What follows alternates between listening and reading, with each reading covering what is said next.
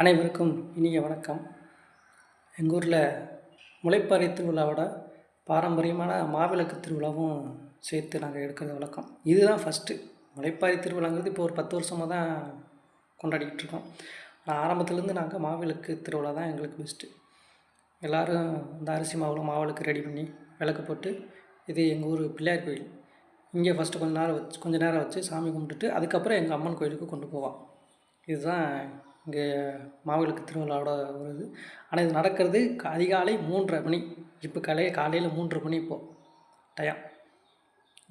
விநாயகருக்கு பூஜை நடந்து கொண்டு இருக்குது. சாமியை கும்பிட்டுட்டு இது எங்கள் அம்மன் கோயில். நான் சொன்னேன்னா அம்மன் கோயிலுக்கு வந்துடும் அப்படின்ட்டு. இப்போ எங்கள் அம்மன் கோயிலில் இங்கே மாவிளக்கு எடுத்துகிட்டு திரும்பி வீட்டுக்கு போயிடுவோம்.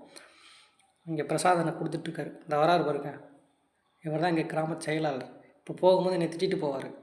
ஏடா அங்கே எல்லாம் பிரசாதம் கொடுக்குறக்கு ஆள் இல்லை, இங்கே வீடியோ எடுத்துக்கிருக்கு அப்படின்னு. இல்லை இந்த கிளம்புறானே அப்படின்னு சொல்லிடுவேன்.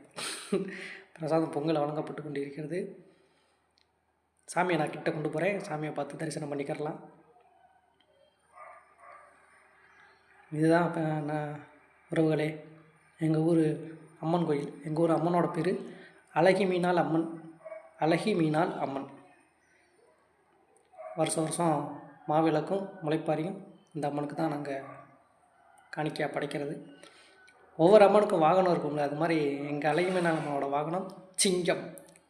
சிங்கம் மாதிரி தெரியுதா? சிங்கம் தான். இது எங்கள் அழகி மீனாள் அம்மனோட வாகனம்.